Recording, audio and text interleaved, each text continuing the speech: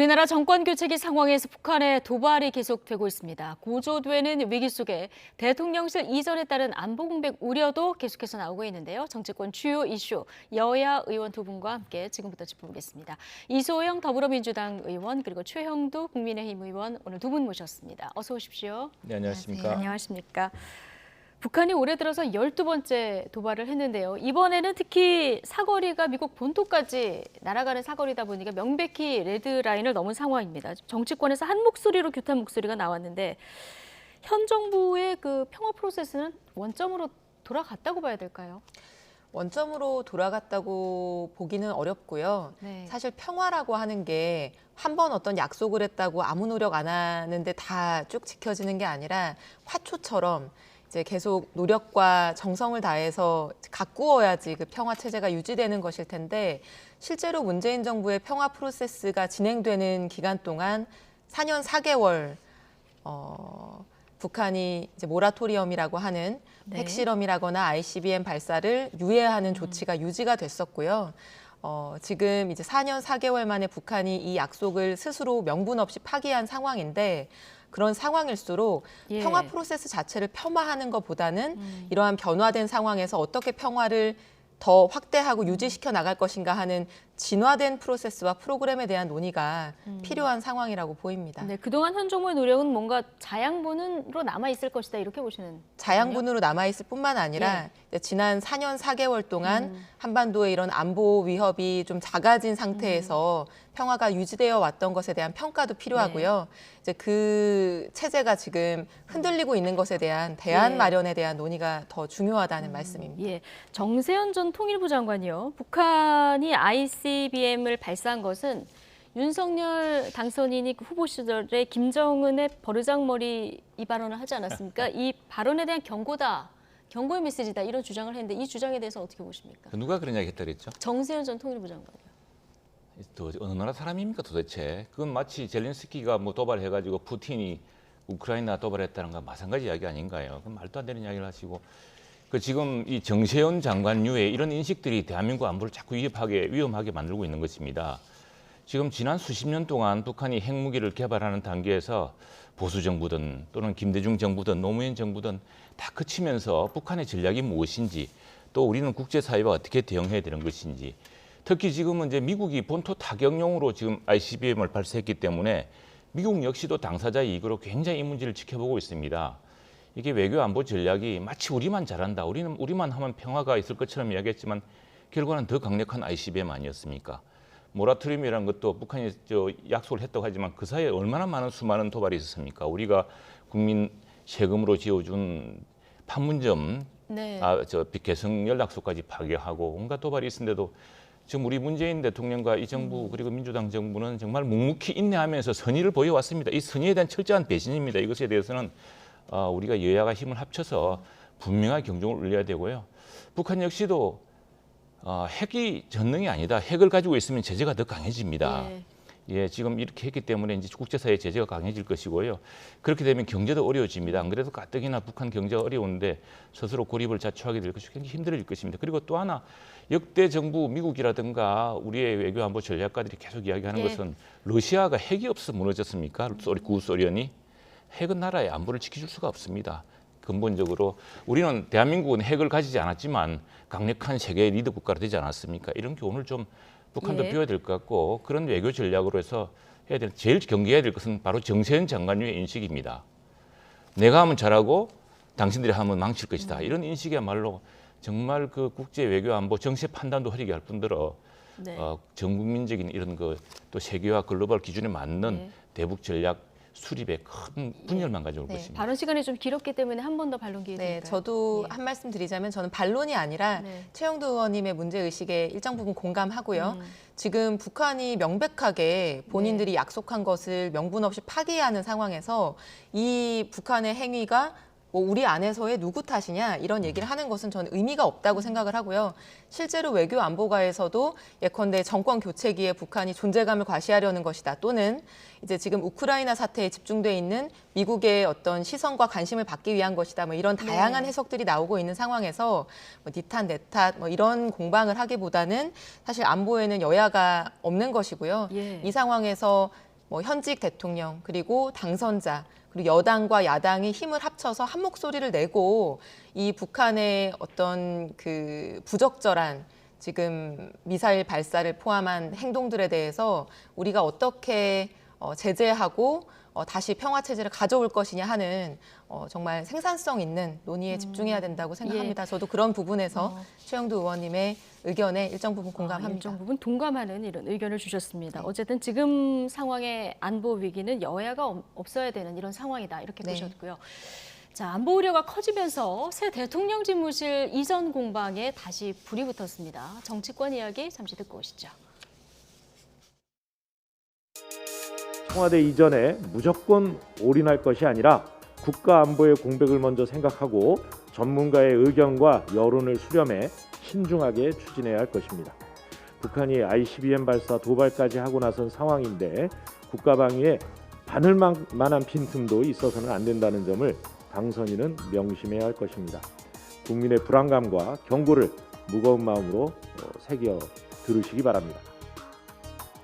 오히려 더 국방부 청사로 저희가 들어가는 것을 국민들께서 저희가 국민 속으로 들어가는 통합과 소통의 의지뿐만 아니라 안보에 있어서도 더 확실하고 안보 강국으로 든든한 외교 안보를 펼칠 것을 국민들이 믿고 선택해 주셨다고 그렇게 생각을 합니다.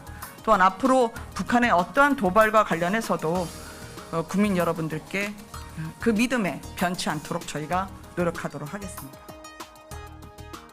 대통령께서 이동하시는 과정에 상황이 발생했을 때 이용하실 수가 있고 지방에 어떤 그런 그 시차를 가셨을 때 그럴 때 이제 갑자기 상황이 벌어지면 다시 올 수가 없잖아요. 그 사제에서 쉬시다가 상황이 발생하면 국방부까지 오시기가 늦잖아요. 그러면 그 차량을 위해서 NSC를 주관할 수 있는. 네, 자 대통령 집무실 용산 이전 그 전에 임시로 사용할 이 통이동 집무실 괜찮은가 지적이 계속 나오고 있는데 지금 바늘만한 빈틈이 있어서도 안 될 시기에 이전은 좀 안 될 것이다 이런 의견이 있고 한편으로는 국방부 속으로 들어가는 것이 오히려 더 안전하다 이런 의견을 다 듣고 오셨는데 자 어제 윤호중 비대위원장이 안보위원만 아니면 집무실 이전 어디든 협력할 의향이 있다 이렇게 얘기를 하기도 했거든요. 그럼 용산 이전 자체의 반대라기보다는 지금 너무 이렇게 빨리 옮기는 데 대한 반대라고 보면 될까요? 맞습니다. 청와대 이전할 수 있죠. 대통령 집무실도 어떤 합당한 필요가 있다면 당연히 이전하는 것을 논의할 수 있을 텐데요. 지금 아마 많은 국민들 포함해서 다양한 분들이 우려를 제기하는 것은 이게 너무 급하다는 겁니다. 그러니까 용산에 있는 국방부는 갑자기 뭐 논의나 준비도 없이 어딘가로 이전을 해야 되고 또 대통령이 취임 이후에 몇 달 동안 임시 집무실인 뭐 통이동 사무실을 계속 이용할 거다라는 얘기까지 나오면서 네. 뭐 방탄 유리를 추가로 설치해야 되냐 이런 논의가 너무 급박하게 이루어지고 있고 또 청와대에 이미 뭐 굉장히 많은 비용을 들여서 구축되어 있는 시스템을 우리는 사용하지 않겠다 이런 얘기가 나오면서 조금은 대책 없는 이런 네. 다급한 얘기들이 나오고 있는데 뭐 5월 10일부터 청와대를 국민에게 개방한다는 거 좋은 아이디어일 수 있지만 그게 꼭 5월 10일이어야 되는 거는 아니지 않습니까? 6월 10일에 개방해도 문제가 없는 것이고 충분히 준비해서 정말 빈틈없이 국민들의 우려 없이 이렇게 할 수 네. 있는 시간적 여유를 마련할 수 있을 텐데도 그냥 우리는 청와대에 들어갈 생각이 조금도 없고 절대 이용하지 않을 것이다라는 입장만 고집하는 것이 국민들 입장에서는 취임도 전부터 이렇게 예. 불통 그리고 너무 밀어붙이기 모습을 보이는 거 아니냐라는 우려가 분명히 존재할 수 있다고 생각을 합니다. 예, 조금 천천히 가면 좋겠습니다. 조금 천천히 가면 좋겠다. 최영두 의원님. 예. 지도자의 결단이 필요할 때도 물론 있습니다. 네. 그런데 그 여론상으로 보면 오늘 갤럽 여론조사도 나왔던데요. 청와대 유지가 53, 용산으로 집무실 이전이 36. 그 여론조사상으로 보면은 반대 의견이 조금 우세한 이런 상황이라 국민의 설득 과정이 조금 더 필요한 거 아니냐 이런 얘기가 계속 설득 지속적으로 과정이 나오거든요. 필요한데 지금 설득에서 가장 더 집중해야 될 대목이 이런 것 같습니다. 네. 지금 북한이 이렇게 ICBM을 도발하는 양상에서는 사실은 한미연합사가 있고 또 합참 벙커가 있고 한 예. 국방부가 더 훨씬 좋습니다. 사실은 저도 뭐 청와대 근무해봤습니다만 이 청와대에 그게 서버가 있는 게 아닙니다. 이게 모두 합참하고 그다음에 우리 중앙 여러 그 관제센터랑 연결되는 네트워크이죠. 여기가. 그런데 지금 사실은 뭐 그동안 우리 대통령께서도 북한의 미사일 발사 도발이 있었지만 뭐 NSC 회의 가셨습니까? 안 가셨잖아요. 가까이 있다고 가시는 게 아니거든요. 근데 오히려 지금처럼 북한이 이 임기 초에 또는 한미 관계에 또는 저 국제 정세의 변화 속에서 어떤 도발 양상이 고조된다면은 오히려 저는 국방부에서 그리고 지금 대통령실이 굉장히 축소가 됩니다. 지금처럼 많은 부분이 가는 게 아니거든요. 국방부의 한 층 정도를 당분간 쓴다거나 하면서 가능한 일이고 해서 그 청와대는 통일동이 아니라 돌려주고 국방부의 그렇습니다. 한층 지금 들어가는 정도를 것은 쓰면서 합참 들어가는 것이 아니라 국방부 한 층에 예. 지금 대통령 집무실이 만들어지고 한다는 것인데 그 국방부의 이전이라든가 국방부의 그런 그 리로케이션 같은 경우는 조금 조절할 수 있겠지만 예. 오히려 이런 외교 안보의 위기 속에서는 한미연합사와 합참의 벙커가 있는 국방부 부지가 오히려 더 핵심적인 요소다라고 생각되고 만일 지금 국방부 장관 숙소, 합참의장 예. 숙소인가요? 그쪽을 한남도 이용한다고 하면 훨씬 가까운 거리거든요. 그렇기 때문에 오히려 외교 안보 위기 속에서는 지금 네트워크의 한 말단인 청와대 센터보다는 오히려 합참 벙커가 더 그럼 좋다 이 생각됩니다. 안보 위기 상황에서 오히려 빨리 가는 게 더 낫다 그렇습니다. 이렇게 네, 판단하시는 그렇습니다. 겁니까? 알겠습니다. 어쨌든 비상시가 되면은 대통령이 어디서 지휘할 것인가? 자, 이 부분 지하 벙커를 어디 걸 사용할 것인가 이제 논박이 있었는데 김용현 청와대 이전 TF 부팀장 어제 YTN에 오셨는데 이동식 지휘 차량을 언급했거든요. 대안이 될 수 있을까요? 어떻게 보십니까? 글쎄요, 뭐 이동식 지휘 차량의 어떤 적합성 문제는 조금 더 안보나 국방이나 그런 비상 시스템에 대해서 전문성을 가지신 분들이 네. 좀 긴 시간을 가지고 충분한 시간을 가지고 논의해야 될 문제라고 생각을 하고요. 아까도 말씀드렸지만 제가 지적하는 부분은 대통령이 비상 사태에서 어떻게 유기적으로 많은 기관들과 소통하면서 스스로의 또 안전을 지키면서 네. 지휘를 할 것인가 하는 것은 굉장히 전문가들의 논의가 필요한 사항인데 지금 아주 급박하게 청와대에 있는 국가위기관리센터는 이용하지 않겠다라고 하면서 이런저런 새로운 아이디어들을 갑자기 논의하는 것들이 국민들이 볼 때는 불안함을 느끼실 수 있는 것이고요. 거기에 대해서 지금 그 여론도 너무 급하다. 조금은 안전하게 충분히 논의하면서 갔으면 좋겠다라고 얘기하는 분들이 네. 많은 상황이라고 한다면은 너무 고집을 부릴 것이 아니라 이거를 어떤 뭐 TF를 통해서 다양한 사람들 얘기도 듣고 다양한 방안들도 검토하면서 그렇게 진행하면 좋겠습니다. 예. 그 이동식 지휘 차량 물론 이제 인수위 내에서도 다양한 검토를 하고 이제 말씀을 하시는 거겠습니다만은 국군 통수권자가 이용할 차량 아니겠습니까? 이용할 네네, 이제 지근거리에 있다 보니까 이게 공격 타겟이 될 우려는 없을까? 이런 부분도 다 검토를 하고 한 예, 얘기실까요? 그렇겠죠. 지금 네. 더구나 저렇게 발표하신 분이 합참 작전본부장 출신입니다. 그렇죠. 네, 누구보다 가장 잘 아는 예. 상황이고요. 그리고 지금 진짜 위기 도발 상황이 될 경우에 국방부 합참 이게 사실 대통령의 결정 사항이라기보다는 어떤 한미 관계에서 한미 동맹과 전략 자산에 의해서 그 아주 시스테미틱하게 결정되게 있는 사안입니다. 그런데 이제 저 문제는 이제 만약 통이동에서 갑자기 있을 때 회의를 어떻게 할 것인가 네. 뭐 이런 문제 같은데 통이동과 국방부의 사이도 사실은 얼마 되지 않은 만큼 예. 급하게 상황이 전개될 경우에 사실은 합참 벙커에서 대기되는 상황이 있을 것이고 그걸 통해서 이루어지겠죠. 청와대 벙커라는 건 저도 뭐 가봤습니다만 그게 뭐 엄청나게 많은 게 있는 그거 다 각 정부 기관으로부터 서버에서 나오는 네트워크를 예. 통해서 연결하는 장치거든요. 가장 중요한 외교 안보 자산은 안보 자산과 안보 전략 정찰 자산 같은 것은 예. 지금 합참과 한미연합사도 있기 때문에 예. 우리 국방부가 더 핵심입니다. 근데 통이동에서 근무할 경우에 5월에 네. 바이든 대통령 방한 가능성 얘기가 네, 나오고 네, 있지 네, 않습니까? 네. 이럴 경우에 뭐 경호도 중요하고 네. 의전도 굉장히 중요합니다. 우리 과거 우리 문재인 대통령도 미국 갔을 그렇습니다. 때 아베 총리하고 음식 먹은 거 우리가 더 대접 많이 받았다 이렇게 비교도 하고 그랬던 경험도 있기 때문에 간단치는 않은 문제인데 이런 대비까지 돼야 될 것 같은데요.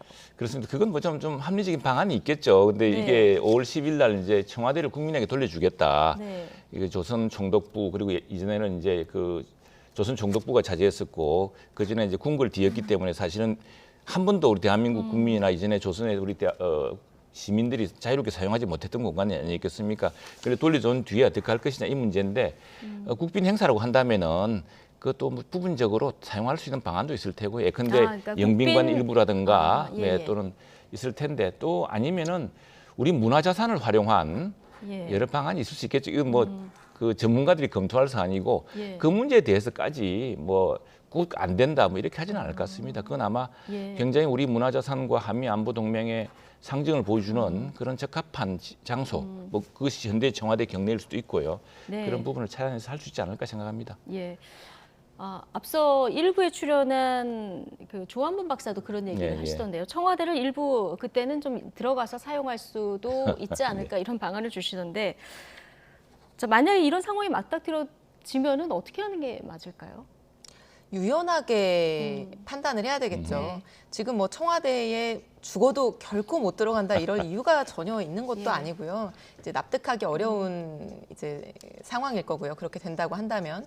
그래서 뭐 외교나 이런 뭐 결례를 하지 않는 그런 목적으로 의전상 필요하다고 한다면은 당연히 네. 유연하게 네. 사용하고 고려해야 되지 않겠습니까? 예, 알겠습니다. 외교 의전 중요한 문제이기 때문에 좀 유연성을 발휘할 필요가 있다.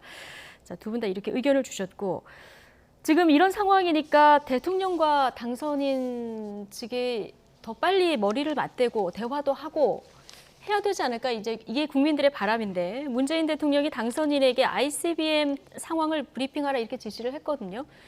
안보 상황을 계기로 문재인 대통령, 윤석열 당선인 회동이 좀 당겨질 가능성 어떻게 보십니까? 저는 하루라도 빨리 만나셔야 된다고 예. 생각을 하고요. 뭐 반갑다고 인사하러 만나는 거라면은 전화로 해도 상관없고 뭐 예. 급하게 만날 필요가 없겠죠.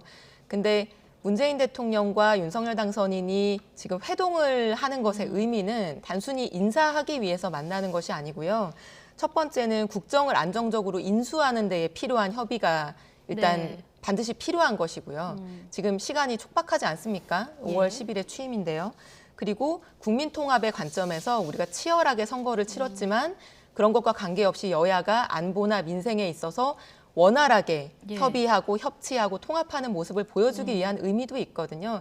그런 측면에서는 지금도 늦었지만 예. 하루라도 빨리 회동을 하실 필요가 예. 있고, 특히 지금 이제 안보의 위기 상황 속에서 이제 긴밀한 한 목소리의 협력이 필요하기 때문에 뭐 이런 기회에서라도 네. 하루빨리 회동이 이루어졌으면 하는 바람입니다. 그러니까요. 여기 나오시는 모든 의원님들도 여야 할 것 없이 하루빨리 회동이 이루어져야 된다 말씀을 하시거든요. 뭐가 가장 문제일까요? 아마도 그 감사위원 선임 문제가 인사권 중에서도? 인사권 문제가 제일 중요한 예. 것 같습니다. 그런데 사실은 그건 실무적으로 정리하는 문제인데 지금 대통령이 나서셔서 당선인을 직접 겨냥하는 이런 발언은 굉장히 좀 불행한 사태라고 생각을 합니다. 왜냐하면은 결국 그 향후 인사라든가 향후 지금 모든 무슨 금융통화정책, 외교안보 정책은 이제 다가오는 5년 동안 새 당선인이 감당해야 될 문제거든요. 그렇다면은 당선이 확정된 순간 또 인수위가 발족한 순간부터는 현직 대통령은 그 직무를 마무리하면서 새로운 당선인이 국가적 과제를 이어받도록 도와주는 게 사실은 책무입니다. 그것이 아마 우리 헌법 제도가 마련한 책무일 텐데 지금 직접 대통령께서 이렇게 윤 당선인을 겨냥해서 당선인이 다른 사람 말 듣지 말고 직접 결정하라고 하시는 것은 대단히 부적절하다는 생각이 들고, 그러나 또 하나 지금 외교안보 상황, 특히 안보 상황이 심각해지는데 사실은 대통령께서 직접 지시하기도 했지만 네. 지시를 하지 않더라도 지금 당선인은 이 외교안보 상황을 보고받도록 되어 있습니다. 준비를 해야 되기 때문에요. 그렇기 때문에 이제 이런 것들을 가지고서 지금 제기되는 문제는 합리적인 선에서요. 근데 노무현 대통령 때 이명박 대통령의 이 정계를 인수하면서 했던 전례들이 있습니다. 근데 뭐 경찰청장 인사를 할 때 했던 선례가 있고, 그런 선례에 따라서 무난하게 해결하고, 두 분은 지금 남은 문제 한 분은 마무리하고 한 분은 내가 해보니까 정말 이게 어려웠다. 이렇게 해달라고 서로 협의하는 그런 모습이 정말 중요한 것 같습니다. 네. 뭐 덧붙일 말씀 있으십니까? 사실 인사권의 문제는요. 대통령이 취임을 하면 국무총리나 장관은 그 대통령하고 완전히 이제 합심해서 할 수 있는 분들로 새로 인선을 하는 게 당연한 거죠. 그런데 예컨대 어떤 독립성을 가지고 정부와의 균형과 견제를 이루어야 되는 많은 기관들 같은 경우에는 기관장이나 그 위원들이 대통령 임기랑 다르게 임기가 설정됩니다. 그것 자체가 이유가 있는 것이거든요. 예. 견제와 균형 이루어야 되기 때문에요. 그리고 대통령 마음대로 다 하지 못하게 하는 그런 견제 기능을 유지하기 위한 것인데, 지금 대표적으로 한국은행 총재 같은 경우에도 이게 정부의 어떤 뭐 수족처럼 되어 있는 기관이 네. 아니라 나름대로의 일관성 있는 경제 정책을 가지고 정부하고 그런 균형과 견제를 이뤄야 되는 기관이기 때문에 별도로 인사가 이루어지는 것이고요. 임기도 별도로 되어 있고 뭐 감사원이나 선관위는 말할 것도 없겠죠. 그래서 이런 상황이라고 한다면은 뭐 마치 뭐 대통령이 바뀌면 이 기관들이 다 바뀌고 새로운 대통령 사람이 되어야 되는 것처럼 어떤 고집을 부리실 것이 아니라 어쨌든 현직 대통령의 임기가 5월 9일까지 있고 인사권도 법적으로 존재하는 것이기 때문에 이것에 대한 존중도 당연히 필요한 것이고요. 아까 이제 선례를 말씀을 하셨는데 사실 우리가 5년 전을 기억해 보면 박근혜 전 대통령이 탄핵이 됐죠. 그리고 황교안 대행 체제가 5개월 동안 이제 지속이 됐습니다.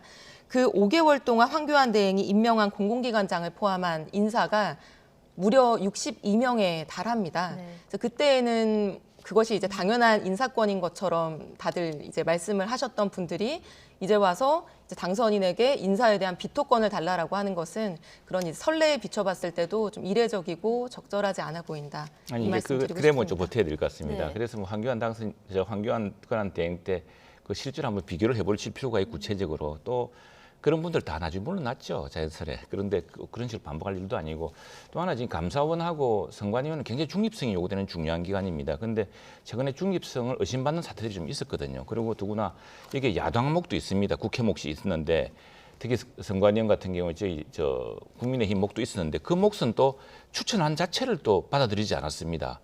그래서 이제 견제와 균형이 무너지는 것 아닌가 하는 걱정이 있는데 굳이 감사위원 지금 2분 남아 있는데 이 2분을 현직 대통령이 다 임명하고 가겠다는 것은 사실은 감사원은 역대 정부에 특히 전년도 정부에 이런 감사를 해야 되는 일인데 그러면은 이걸 오로지 저 현직 대통령 사람이 가서 하겠다고 한다면은 그 감사를 공정하게 할 수 있느냐 이런 문제가 또 네, 있겠죠. 알겠습니다. 네. 어쨌든 이렇게 인사권 문제, 집무실 문제 다 이렇게 계속 충돌이 이어지고 있는 이런 상황이다 보니까 일각에서는 문재인 대통령과 윤석열 당선인 간 회동보다 박근혜 전 대통령과의 만남이 더 빨라지는 게 아니냐 이런 관측도 나옵니다. 관련 발언 잠시 듣고 오시죠.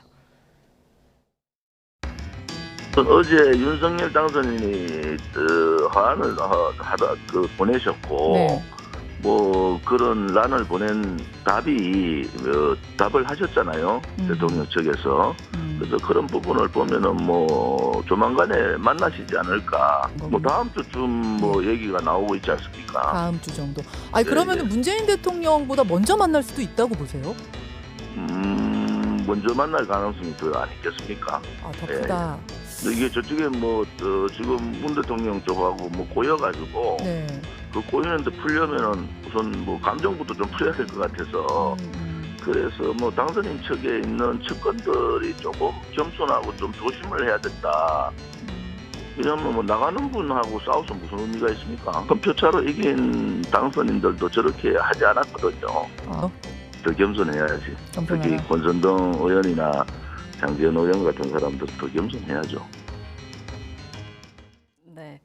강성 친박으로 불리시는 조원진 우리공화당 대표 목소리로 듣고 오셨는데 자, 윤석열 당선인 다음 주에 이제 민생행보 이어간다고 했는데 아마 대구도 갈 것 같습니다. 이때 만남이 이루어질 가능성이 좀 크다고 봐야 될까요?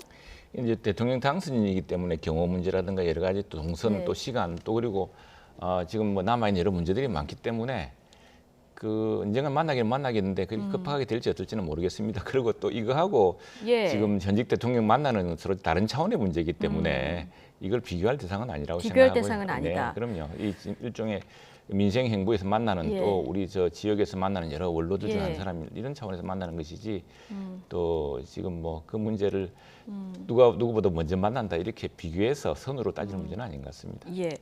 어제 박근혜 전 대통령 얘기 중에서 예.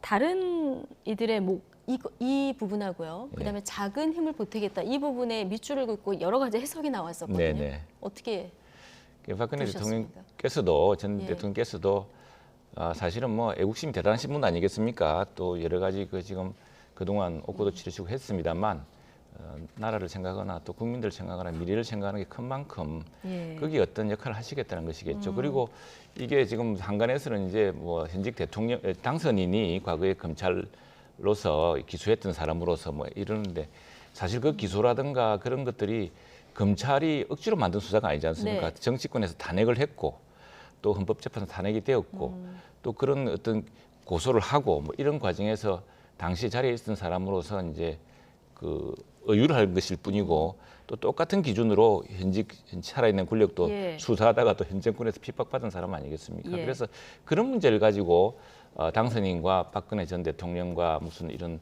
사감이라든가 이런 언론 관계로 볼 수 있는 사안은 아니라고 생각합니다. 이소영 의원님은 어제 박근혜 전 대통령이 퇴원해서 사저에 도착했고 거기서 나온 발언 다 들으시면서 어떤 생각하셨습니까? 뭐 어떤 그 구체적인 내용이 있는 건 아니었기 때문에요. 네. 앞으로의 이제 행보나 뭐 발언이나 이런 것들을 쭉 지켜봐야 되는 문제인 것 같고 그거 자체에 너무 큰 의미를 부여할 건 아니라고 생각합니다. 예. 근데 다만 방금 이제 말씀하신 것처럼 문재인 대통령을 당선인이 회동하기도 전에 박근혜 전 대통령을 먼저 만나는 게 아니냐라고 하는 이제 네. 뭐 주목이 이루어지고 있는 상황인데 저는 윤석열 당선인이 그렇게 하시지 않으시기를 정말로 바랍니다. 예. 왜냐하면 그 지금 국정을 인수함에 있어서 꼭 만나야 하는 현직 대통령도 만나지 않은 상태에서 자당 출신의 전직 대통령을 먼저 만나는 것 자체가 일단 전례가 없는 것이고요. 예. 그 의미를 우리가 새겨서 보더라도 어쨌든 대선이라고 하는 국민들이 굉장히 뭐 양분돼서 네. 이제 그 서로 예. 경쟁했던 네. 그 대선이 끝나고 가장 첫 번째로 중요한 것은 이 국민들의 마음을 하나로 모아내는 거 아니겠어요? 통합. 예. 나를 지지한 사람뿐만 아니라 나를 지지하지 않은 국민들도 안고 함께 가는 그 국민 통합의 메시지가 정말로 중요한데 현직 대통령이나 이 국민 통합에 대한 어떤 행보를 하시기도 전에 보수 지지층을 결집하고 어떤 그 보수 통합을 먼저 챙기는 그걸 네. 먼저 고려하는 그런 모습은 정말로 이제 취임을 앞둔 당선인이 보일 모습은 아니다. 그런 측면에서는 좀 그렇게 되지 않기를 정말로 바랍니다. 네, 전 국민의 통합, 진영을 넘나드는 통합에 좀 방점이 찍혀야 될 것이다. 네. 예. 자, 조원진 대표가 당선인 측근들이 조금 더 겸손해야 된다. 조금 전에 이 얘기하지 않았습니까? 자, 지금 측근 중에 측근이죠. 장제원 의원, 윤석열 정부 초대 대통령 비서실장 유력하다 이런 언론 보도도 나왔는데 오늘 여기에 대해서 나는 여의도로 돌아가겠고 좋은 그 비서실장을 내가 추천하겠다 이렇게 얘기를 했거든요. 네. 어떻게 그 들으셨어요? 진심이라 생각합니다. 사실은 네. 뭐 장제원 실장은 지난번에도 그 윤핵관으로 막 금명되고 실제로 금명될 때도 비서실장을 맡지 않겠다. 그래서 비서실장을 누가 할 것인가를 위임하다가 우리 국업 출신의 우리 서일준 의원이 네. 그 아주 그 일선의 그 공무원부터 시작했던 서일준 의원이 그 비서실장을 맡지 않았습니까? 그것도 이제 당시에 의원께서 안 맡았겠다라고 서서 네. 사임을 해준한 일이고 마찬가지로 이번에도 아마 국민의당과 합당 그리고 여러 절차에서 이제 역할을 하게 되었는데 그 역할이 끝나면 아마 국회로 들어오실 겁니다. 실제로 네. 비서실장을 하게 되면은 국회의원을 그만둬야 되고 그럴 경우에 이제 당선인과 대통령과 일을 계속 해야 되는데 그게 또 훌륭한 적임자가 또 있다고 생각하고요. 예. 또 그걸 추천하시기도 한 만큼 바람직한 선택이라고 생각을 합니다. 예, 일단 국회로 돌아와서 다음 행보를 도모할 것이다. 그렇습니다. 이렇게 그 보시는 한간에는 거군요. 이렇게 해서 부산시장 선이 있었는데 부산시장 선거 할 예. 때까지 너무 많이 남았거든요. 다음 네. 선거는 또 지금 박형준 전 시장이 있기 때문에 예. 바로 뛰어들기도 힘들고요. 알겠습니다. 민주당 얘기도 좀 해볼까요? 어제 더불어민주당 신임 원내 사령탑이 선출됐습니다. 친 이재명계로 꼽히는 삼선의 박홍근 의원인데요. 선출 후 첫 일성으로 강한 야당에 대한 의지를 보였습니다. 박홍근 신임 원내대표 발언 그리고 오늘 장제원 당선인 비서실장의 예방 후 발언까지 함께 듣고 오시겠습니다. 정치보복을 기필코 제지하겠습니다. 윤석열 당선자의 독선과 불통, 문재인 대통령과 민주당을 대하는 적대적 태도를 보면 심상치 않습니다. 적대적 관계 그리고 정치적인 어떤 보복, 검찰의 전횡이 현실화되면 모든 걸 내걸고 싸우겠습니다. 반드시 문재인 대통령과 이재명 상임 고문을 지켜내겠습니다. 민생개혁 입법과제 해결하겠습니다. 2차 추경과 민생입법, 대장동 특검, 정치개혁 입법은 최대한 조속히 추진하겠습니다. 수사권 분리 등 검찰개혁, 가짜뉴스 방지 등 언론개혁은 반드시 결과를 만들어내겠습니다. 박홍건 신임 원내대표께서는 을지로위원회를 이끌었습니다. 을지로위원회가 우리 사회적 약자들을 보호하자는 그런 위원회 아니겠습니까? 우리 당선인께서는 선거대책본부에 약자와의 도행위원회를 만들어가지고 사회적 약자를 앞으로 정부에서 보호하겠다라는 공약들을 하셨습니다.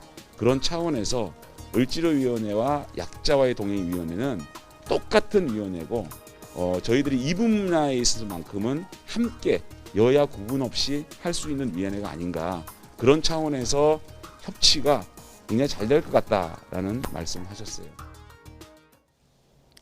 네, 오늘 뭐 예방 자리다 보니까 을지로위원회랑 약자와의 동행, 이걸 고리로 해서 이제 덕담이 오가는 얘기까지 듣고 오셨습니다. 자, 어쨌든 박홍근 의원 하면은 대선 기간 동안 이재명 후보의 비서실장을 지내기도 한 인물인데 조금 전에 들은 얘기 중에서 문재인 대통령과 이재명 상임 고문을 반드시 지켜내겠다 이 부분 하고요. 검찰개혁, 언론개혁 반드시 결과를 만들어내겠다 이 부분이 좀 눈에 띄거든요.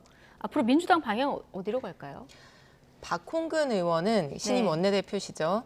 박홍근 대표는 언론에도 굉장히 정책통으로 알려져 있는 분입니다. 네. 그리고 전반기 국회에서 이제 예결위 간사를 맡으시면서 사실 우리가 코로나 상황에서 1년에 몇 번씩이나 추경을 하는 이제 상황들을 우리가 겪었는데요.